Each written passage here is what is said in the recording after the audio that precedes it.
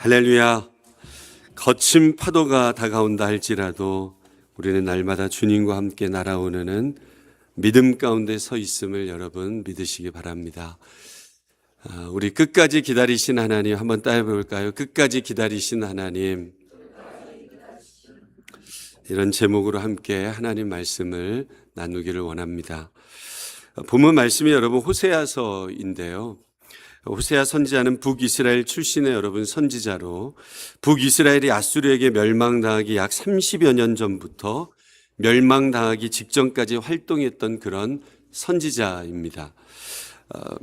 북이스라엘이 멸망하기 직전에 활동했던 선지였다는 말은 곧 호세아 선지자가 활동할 당시 북이스라엘의 죄악은 극에 달했다, 그런 뜻입니다. 그래서 호세아서를 보면 당시 북이스라엘이 지었던 수많은 죄악들, 많은 죄악의 모습들을 날카롭게 지적하고 있는 모습이 호세아서에 기록이 되어져 있습니다. 오늘 본문 말씀에도 여러분 그 내용이 나오는데 1절, 2절 말씀을 한번 보겠습니다. 1절 말씀을 먼저 한번 읽어볼까요? 시작. 이스라엘이 어렸을 때에 내가 사랑하여 내 아들을 애굽에서 불러냈거늘, 이렇게 말하고 있습니다. 이 말은 여러분 출애굽 사건을 이야기를 하는 거예요. 과거에 애굽에서 종살이했을 때 하나님께서 그때 이스라엘 백성들을 출애굽 시켜주셨잖아요. 애굽에서 탈출을 시켜주셨어요. 구원의 은혜를 베푸셨습니다. 지금 그것을 말하고 있는 거예요. 그 은혜를 받은 이스라엘 백성들이 어떤 죄를 지었는가 2절 말씀에 기록되어 있는데 함께 읽어봅니다. 시작. 선지자들이 그들을 부를수록 그들은 점점 멀리하고 바알들에게 제사하며 아로새긴 우상 앞에서 분향하였느니라. 선지자들을 통하여서 계속 하나님께서는 뭐라고 말씀하시는 거예요? 내게로 오라, 내게로 돌아오라 말씀하시는데, 불렀는데 그들은 점점 하나님으로부터 멀어졌다라고 하는 말이에요. 바알들에게 제사하며 아로새긴 우상 앞에서 분향하였다, 이렇게 말씀해요. 이 우상 숭배의 죄를 지적을 하고 있죠. 결론적으로 하나님께서 출애굽의 은혜, 구원의 은혜를 베푸셨지만 이스라엘 백성들은 그 은혜를 입고 바알이라는 우상에게 제사하면서 그 우상 숭배의 죄를 계속해서 범하고 있다라고 하는 거예요. 사랑하는 성도 여러분, 우상 숭배라고 하는 것은 한번 따라해 보겠습니다. 영적인 간음입니다. 영적인 간음이 우상이에요. 우상 숭배예요. 하나님께서 여러분 제일 싫어하시는 게 여러분 우상을 숭배하는 거잖아요. 나 외에 다른 신을 내게 있게 말지니라. 너를 위해서 새긴 우상을 만들지 말고 그것들에게 절하지 말라. 영적인 간음이죠. 호세아서 전반부를 보면 하나님과 이스라엘 백성들과의 관계를 여러분 부부 관계로 설명을 하고 있습니다. 하나님께서 이스라엘 백성들의 신랑이 되시고 이스라엘 백성들은 거룩한 신부로 택함받은 민족 아니겠습니까? 그런 이스라엘 백성들이 여호와 하나님이라고 하는 신랑의 버젓이 있는데도 불구하고 그 하나님 외에 또 다른 신들을 섬기는, 마치 결혼한 배우자를 두고 또 다른 이성과 바람을 피우는 모습과 같다라고 하는 거예요. 그래서 호세아서를 보면 하나님께서 이스라엘 백성들의 죄를 음란한 자식들이다, 음란한 백성들이다, 이렇게 칭합니다. 중요한 것은 하나님께서 이스라엘 백성들이 이 교만하고도 음란한 꼴을 정말 오랜 기간 동안 지켜보고 계셨다는 거예요. 제가 모습이라고 하지 않고 꼴이라고 표현을 했어요. 그렇죠? 이스라엘 백성들의 꼴. 네. 여러분, 이것이 얼마나 힘든 일인 줄 아시죠? 배우자가 바람을 피우는 모습을 계속해서 오랜 시간 지켜보고 있어야 된다. 여러분, 우리는 어떻게 했겠어요? 진작 이혼했죠. 그죠? 네. 진작 이혼했을 텐데 배우자가 바람 피우는 모습을 한두 번만 목격해도 어떻게 되겠어요? 난리가 날 거 아닙니까? 관계를 다 끊어버릴 텐데 하나님께서는 음란한 이스라엘 백성들을 어떻게 하셨다는 거예요? 계속 지켜보고 계셨다, 그 말이에요. 끊지 않으셨다는 거예요. 이혼하지 않으셨다는 거예요. 음란하고도 한심한 꼴을 계속해서 지켜보시면서 이스라엘 백성들이 다시 나에게로 돌아와라, 여호와께로 돌아와라, 이것을 기다리고 또 기다리셨다라고 하는 거예요. 우리는 여기서 여러분 사랑의 아주 중요한 정의를 우리가 알 수 있습니다. 고린도전서 13장에 나오는 것처럼 사랑은 오래 참는 거예요. 할렐루야. 우리 옆에 분을 바라보면서 사랑은 오래 참는 겁니다. 시작. 여러분, 오래 참는다는 말의 의미를 여러분 대충 아시지 않습니까? 그 못난 꼴을 오랫동안 계속해서 보면서 내가 살겠다라고 하는 거예요. 그게 여러분 오래 참는 거예요. 그 꼴을 보고도 내가 참겠다. 바울을 여러분 한번 생각해 보시기 바랍니다. 사도 바울이 다메섹 도상에서 예수님을 만나서 회심하기 전까지의 이 사울의 모습, 예수님을 믿는 기독교인들을 핍박하는 데 앞장섰던 사람입니다. 교회를 핍박하는 데 앞장섰던 사람입니다. 그래서 악질 중에 악질이었어요. 하나님께서는 이 바울을 이미 오래전부터 하나님께서 자녀로 선택을 하셨는데, 바울을 이미 이방 선교에 쓰시기 위해서 하나님의 거룩한 종으로 이방 선교를 위해서 훌륭한 그릇으로 하나님께서는 이미 택해 놓고 계셨는데, 그 택함을 받은 자가 정신을 못 차리고 여러분 어때요? 앞장서 가지고 핍박을 하고 있으니까 그 꼴을 계속 지켜봐야 하는 하나님의 마음이 어떻겠어요? 정말 답답하고 아프시지 않았겠습니까? 그래서 바울이 다메섹으로 가는 길에서 주님을 처음으로 만났을 때, 그때 주님이 바울에게 하셨던 말 여러분 기억하시죠? 사울아, 사울아, 내가 어찌 나여 나를 박해하느냐, 어찌 나를 핍박하느냐, 그렇게 말씀하셨어요. 예수님이 던진 첫 마디 말씀이었어요. 어찌하여 내가 나를 박해하느냐. 바울이 지금까지 교회를 박해했던 그 꼴을 주님께서 계속해서 어떻게 하셨다는 거예요? 묵묵히 지켜보고 계셨다라고 하는 거예요. 그래서 바울이 훗날 회개하고 우리가 아는 믿음 좋은 사도 바울이 되어서 부끄러운 지난날에 자신의 과거를 회상하면서 이런 고백을 하죠. 고린도전서 15장 8절 말씀 우리 함께 읽어봅니다. 시작. 맨 나중에 만삭되지 못하여 난 자 같은 내게도 보이셨느니라. 지금 자기 소개를 하는데 뭐라고 소개를 해요? 만삭되지 못하여 난 자, 이렇게 표현을 합니다. 여러분, 뭔가가 함량 미달이잖아요. 다 채워서 놔야 되는데 함량 미달이 부족하고 결핍되어졌다, 그런 이야기 아닙니까? 자기가 그런 모습이었다는 거예요. 그러면서 뒤 이어지는 9절에서 이렇게 얘기해요. 왜 자기 자신이 만삭되지 못하여 난 자라고 말하는지 그 이유를 설명하는데 9절 말씀 우리 함께 읽어봅니다. 시작. 나는 사도 중에 가장 작은 자라. 나는 하나님의 교회를 박해하였으므로 사도라 칭함받기를 감당하지 못할 자니라. 이렇게 고백해요.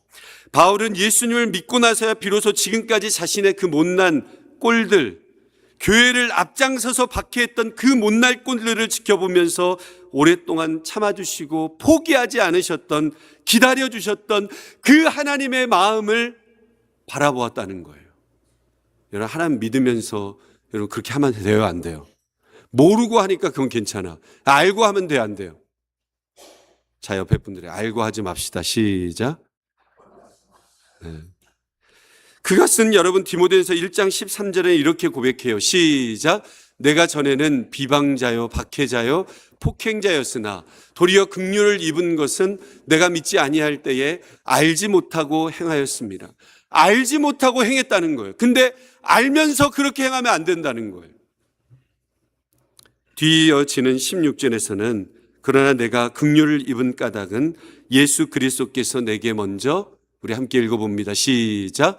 그러나 내가 긍휼을 입은 까닭은 예수 그리스도께서 내게 먼저 일체 오래 참으심을 보이사 후에 주를 믿어 영생 얻는 자들에게 본이 되게 하려 하심이라. 아멘. 지금 하나님께서 자기에게 주신 그 구원의 은혜를 언급하면서 예수 그리스도께서 내게 먼저 일체 오래 참으심을 보이셨다. 나를 보시면서, 내 그 꼴을 보시면서 너무너무 참아주셨다, 그 말이에요. 지금 그 고백을 하고 있는 거 아닙니까? 바울은 자신의 구원을 이야기할 때마다 자신의 이 못난 꼴들을 보고도 오래 참아주셨던 그 하나님의 사랑을 이야기하는 거예요. 그래서 그가 나중에 쓴 고린도서 13장의 사람이 무엇인지를 말할 때, 사랑을 무엇인지 말할 때, 사랑은 오래 참는 것이다. 사랑은 모든 것을 참고 모든 것을 견뎌내는 것이다. 이렇게 이야기하는 거예요. 왜냐하면 그 사랑을 자기가 먼저 경험해 보았기 때문입니다. 저도 자녀들을 키우고 교회에서는 성도들을 영적으로 양육하는 목회를 하면서 깨달은 것 중에 하나가 있습니다. 자녀 양육에 있어서도 목회에 있어서도 정말 중요한 것은 그 모습을 계속 지켜보면서 참고 또 참고 기다리며 기다린다는 사실이에요. 별로 아멘이 없습니다. 이것이 자녀 양육과 목회의 아주 중요한 본질이더라고요. 여러분, 날마다 그 모습을 보면서 얼마나 잘 버티는가, 이게 참 중요해요.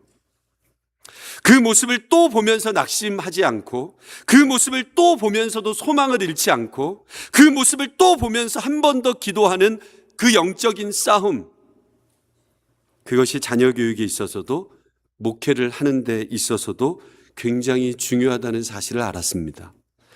목사인 저도 자녀 양육을 하다 보면 목사 자녀라고 해서 뭐 특별한 줄 아십니까? 그렇지 않아요. 똑같아요. 네.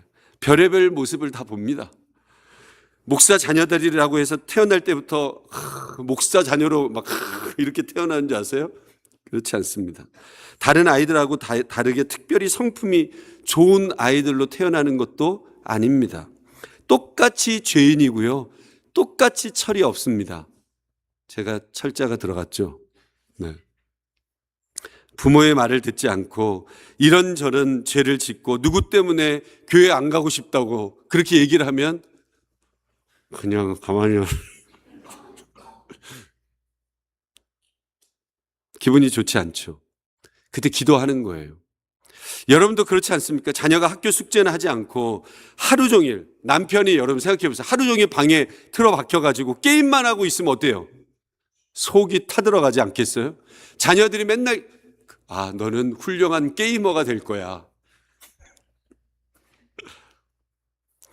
밤 늦게까지 컴퓨터에 앉아있는 그 어린 자녀를 보면서 허리가 아플까봐 좋은 의자 사주고, 배가 고플까봐 간식을 갖다 주고, 이게 부모의 마음 아니에요? 배우자가 퇴근 후에 술을 취해서 들어와서 힘든 말을 막 쏟아내고 가족들에게 상처를 줄 때가 있잖아요. 옛날 우리 아버님들 세대는 그랬잖아요. 술 탁, 뭐 또 그걸 약주라고 하는지도 몰라. 왜 그게 약이야? 술 먹고 와서 집을 난리를 치기도 하고. 다 깨워. 자, 일어나십시오. 다 깨워. 그래가지고 연설을 해요, 연설을. 그래도 다음날 아침이면 출근해야 하는 남편이나 아내를 위해서 커피를 내려주고 도시락을 챙겨주지 않습니까? 왜 그래요, 여러분? 왜 그렇게 합니까? 사랑하기 때문에 그렇게 하는 거예요. 실망하고 화가 나고 마음이 아파도 부모와 가족의 사랑은 쉽게 포기하지 못하기 때문에 그렇지 않습니까? 근데 오늘 하나님께서 우리에게 말씀하시는 거예요. 너희가 가족을 향해 이런 마음을 품고 살아가듯이 하나님도 죄와 욕망 가운데 살아가는 너희를 포기하지 않으시고 끝까지 사랑하신다, 그 말이에요. 우리가 하나님을 밀어내고 세상을 향해서 끝까지 나아가려고 그래. 하나님께서는 십자가의 사랑으로 여전히 변함없이 우리를 기다리시고 붙들고 계신다, 그 말이에요. 내가 어렸을 때 신앙생활 하고 나중에는 이제 커가지고는 신앙생활 안 할 때가 많잖아요. 하나님 다시 부르실 거예요. 할렐루야. 그 부르실 때의 믿음으로 반응하고 하나님 앞에 나아가야 될 줄로 믿습니다. 우리는 다른 사람의 욕망과 죄를 정죄하기 전에 먼저 우리 자신의 연약함을 바라보면서 하나님의 은혜를 붙들어야 된다는 거예요. 그러니까 여러분, 늘 제가 하는 말이 있죠. 다른 사람의 죄를 바라보지 아니하고 내 죄를 먼저 바라봐야 된다, 그 말이에요. 내 죄를 심각하게 바라볼 때에 하나님께서 깨닫게 해주시는 거예요. 다른 사람의 죄를 바라보지 않아요. 목회도 마찬가지입니다. 신앙이 잘 성장하지 않는 5년, 10년을 가르치고 기도했는데 신앙이 전혀 잘하는 것 같지 않는 그 성도의 모습을 지켜보고 있다라고 하면 여러분, 목사라고 왜 하고 싶은 말이 없겠어요? 왜 하고 싶은 말이 없겠어요? 목이 턱까지 차오를 때도 있죠. 그것을 꾹꾹 참고 뒤돌아서서 또 기도하고 다시 또 기도하고, 그게 목회더라고요. 여기까지. 제가 목회를 하다가 힘들 때가 있을까 없을까요? 목회를 하다 보면 힘들 때가 있지 않겠어요? 여러분, 은혜가 넘치고 막 신날 때도 있어요. 목회라고 하는 것이 항상 승리만 있는 것이 아니고 저 역시도 항상 성령 충만해 있는 것이 아닙니다. 저도 목회를 하다 보면 때로는 어떤 말 들으면 실망이 되고 좌절이 되고 어렵고 낙심이 되고 지칠 때가 있어요. 아유, 아직도 그걸 모르나. 근데 그때마다 출애굽기와 민수기를 봐요. 출애굽기와 민수기에 나오는 출애굽한 이스라엘 백성들의 모습을 보면 진짜로 모세의 말을 안 들어. 여러분 다 읽어보시면 아시잖아요. 출애굽기 민수기에 나오는 이스라엘 백성들의 모습, 그 놀라운 하나님의 기적. 여러분, 하나님의 기적 아닙니까? 하나님의 은혜 아닙니까? 우리 교회의 모습을 보면.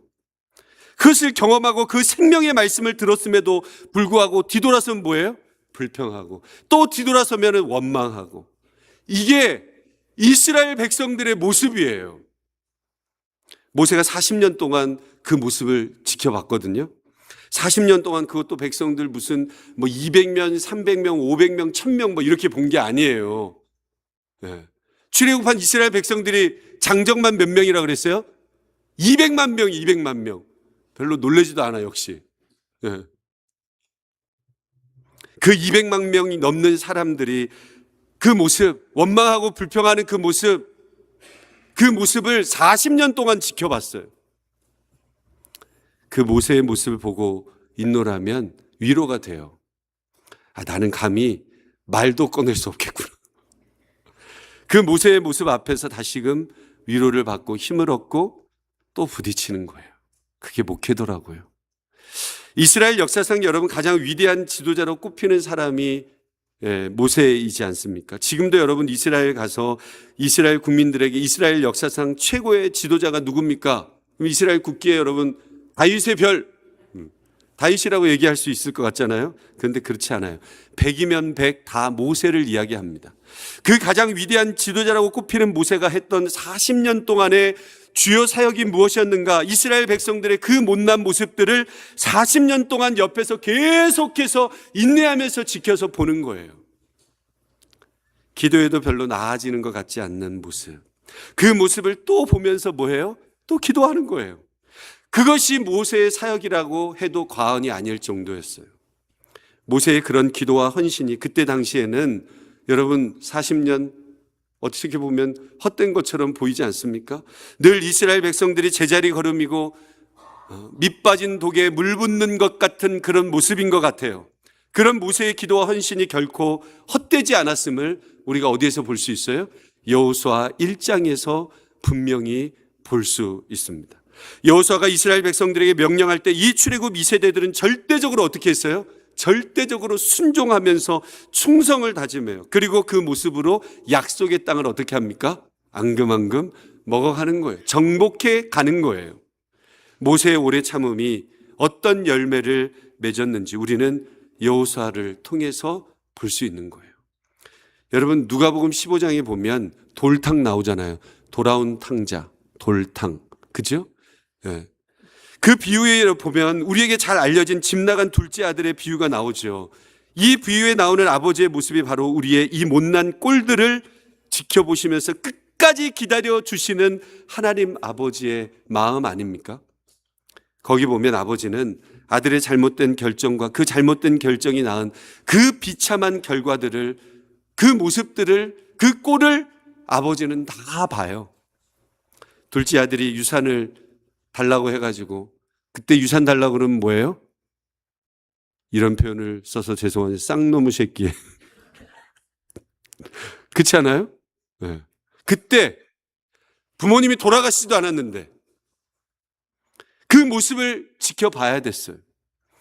허랑방탕한 생활을 했어요. 돈을 뿌린 거예요. 그냥 뿌리면서 살았어요. 다 허비해 버렸어요. 그 모습을 아버지는 다 지켜봐야 했습니다. 결과적으로는 어떻게 됩니까? 아무것도 남는 게 없는 거예요. 그냥 거짓골로 살아가는 거예요. 돼지 쥐염 열매도 먹지 못하였다. 성경이 그렇게 기록되어 있어요. 거짓골도 아버지는 봐야 했어요. 그렇지만 아버지는 그런 아들을 호적에서 파지 않았어요. 우리는 어떻게 했겠어요? 나갈라면 나가라. 니하고 나하고는 이제부터 끝이다. 버리지 않았습니다. 매일 그 아들을 기다렸는데 그것도 여러분 문 밖에서 기다렸어요. 그리고 어느 날 그 아들이 자신의 잘못을 깨닫고 거지가 되어서 돌아왔을 때 아버지가 달려가서 그 아들을 안고 용서해주고 입 맞춰주고 다시 종이 아닌 아들의 영광스러운 모습으로 회복시켜주지 않습니까? 그게 돌아온 탕자 이야기 아니에요? 이것이 바로 우리를 향한 하나님 아버지의 모습이다 그 말이에요. 오늘도 우리의 한심한 그 모습들을 지켜보시면서 여전히 기다려주시는 하나님 아버지의 모습이에요. 그 하나님의 사랑이 오늘 본문 말씀에도 여러분 기록되어져 있죠. 우리 8절 말씀을 한번 같이 읽어볼까요? 앞에서는 이스라엘 죄를 언급했는데 8절에 보면 이제 그 이스라엘을 향한 하나님의 사랑의 말씀이 시작되어집니다. 시작. 에브라임이여 내가 어찌 너를 놓겠느냐. 이스라엘이여 내가 어찌 너를 버리겠느냐. 내가 어찌 너를 아드마같이 놓겠느냐. 어찌 너를 스보임같이 두겠느냐. 내 마음이 내 속에서 돌이키어 나의 긍휼이 온전히 불붙는 하도다. 앞에서는 이스라엘 백성들이 얼마나 못난 그런 꼴들, 죄의 모습들을 지었는지를 확인하고 있지만, 언급하셨지만, 그렇지만 그럼에도 불구하고 내가 택한 이스라엘 백성들을 내가 어찌 버릴 수 있겠느냐? 내가 어찌 포기할 수 있겠느냐? 그들이 아무리 죄가 많아도 내가 어찌 그들을 아드마와 스보임처럼 버리고 포기할 수 있겠느냐? 그 말입니다.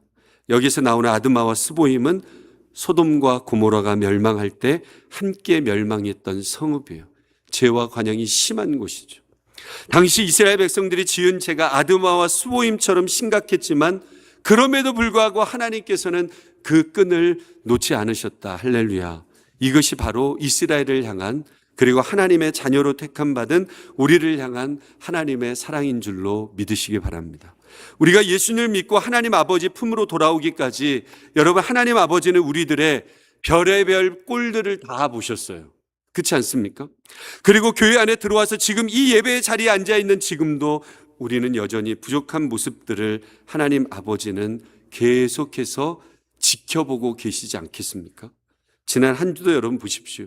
우리의 말과 행동과 우리의 생각 속에 여러분 얼마나 많은 부끄럽고 한심한 모습들이 여러분 얼마나 많이 있어요. 그 모습을 어떻게 해요? 묵묵히 지켜보시는 하나님 아버지세요. 제가 자녀들을 보면서 가장 먼저 떠오르는 분이 저희 어머니예요. 제가 하나님을 멀리하며 살던 그런 시절이 있습니다. 안 그럴 것 같죠? 그럴 것 같아요? 그럴 것 같아요? 그런데 어머니는 그런 저를 보시면서도 생각보다 많은 말씀을 하지 않으셨어요. 제가 방황할 때에도. 날마다 저를 꾸짖으셨다고 한다면 아마 저는 집을 나갔을지도 몰라요. 그렇게 방황할 때가 있었어요. 여러 가지 관계와 모습들 때문에. 어머니는 몇 마디 말씀만 하시고 제가 그런 얘기 드렸잖아요. 제자훈련할 때 막 와가지고 다리를 붙잡고 막 기도하세요. 그러면 나는 자는 척하고 다리를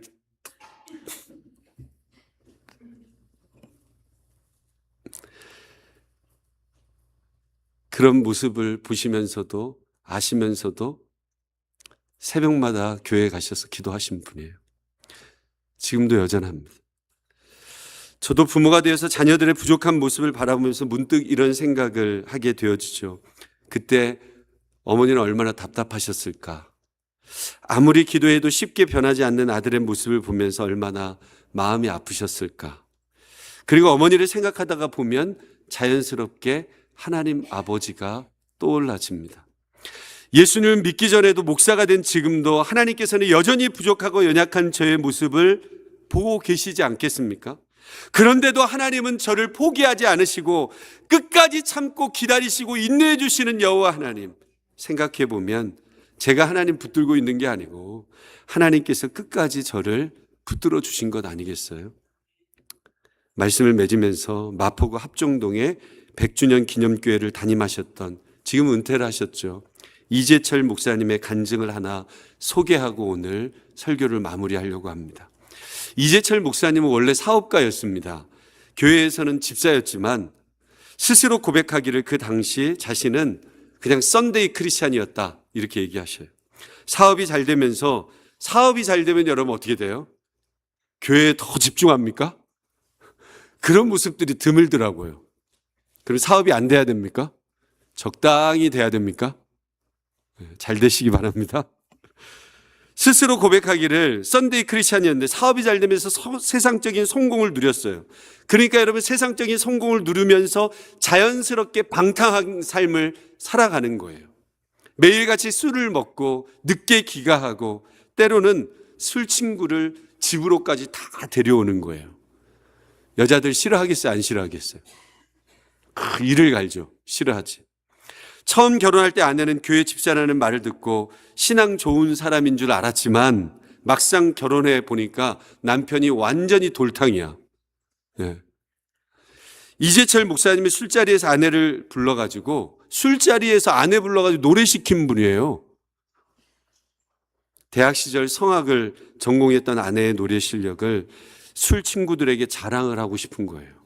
근데 놀라운 것은 그러한 무례한 요구에도 불구하고 아내는 한 번도 화를 내거나 거절한 적이 없었다, 그 말이에요.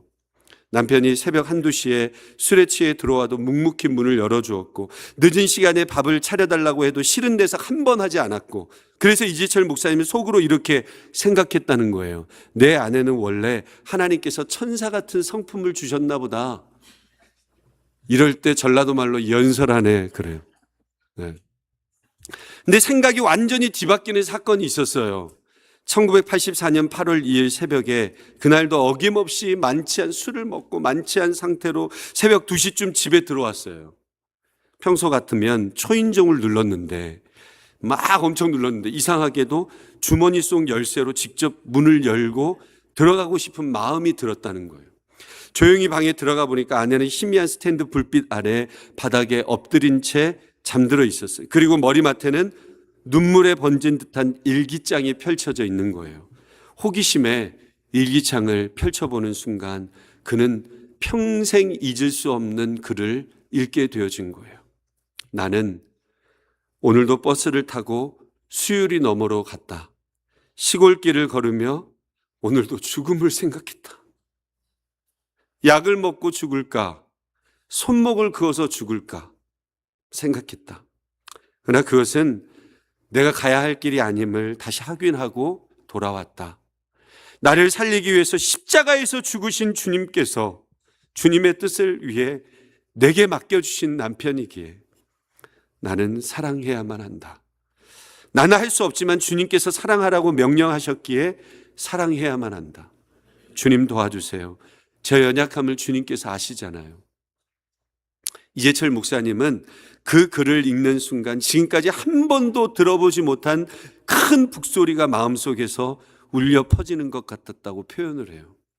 그제야 그는 깨달았어요. 아내는 천사가 아니구나. 매일 죽음을 생각할 만큼 힘들어하는 연약한 사람이었구나. 그런데도 자신을 사랑했던 이유는 내가 좋아서가 아니라 하나님께서 맡겨주신 그 사명의 길을 걷고 있구나. 그날 밤 그는 태어나서 처음으로 주님의 사랑을 아내를 통해서 경험했다는 거예요. 모태신앙으로 자라면서 수없이 사랑에 대한 설교를 들었지만 그 사랑을 가슴으로 경험한 것은 바로 그날이었다는 거예요. 그리고 그 사랑의 경험은 그의 삶을 완전히 바꾸어 놓았어요. 뭐가 됐어요? 목사가 됐어요. 사랑하는 성도 여러분, 한 사람의 순종이 한 사람의 인생을 바꿀 수 있지 않겠습니까? 한 사람의 눈물의 기도가 여러분 한 가정을 살릴 수 있지 않겠습니까? 그리고 무엇보다도 우리를 끝까지 붙드시는 하나님의 사랑이 우리의 삶을 변화시키시지 않겠습니까? 내 옆에 있는 한 사람을 변화시키는 것이 세상을 변화시키는 것인데, 그것을 위해서 우리에게 필요한 것은 그 한심한 꼴을 보면서도 포기하지 아니하고 낙심하지 아니하고 기도하고 인내하고 또 인내하는 거예요. 사랑하는 성도 여러분, 보석과 같은 성도 여러분, 지금까지 우리의 그 한심한 그 꼴을 지켜보시면서도 단 한순간도 우리를 포기하지 않으시고 기다려주신 하나님의 사랑을 기억하면서 이제는 우리도 그 오래 참는 사랑으로 내 곁에 있는 예수님 믿지 않거나 믿음이 연약한 부모님들, 배우자들, 자녀들을 섬기는 그 사명의 길을 묵묵히 감사하면서 걸어가시는 저와 여러분의 삶이 다 되실 수 있기를 주님의 이름으로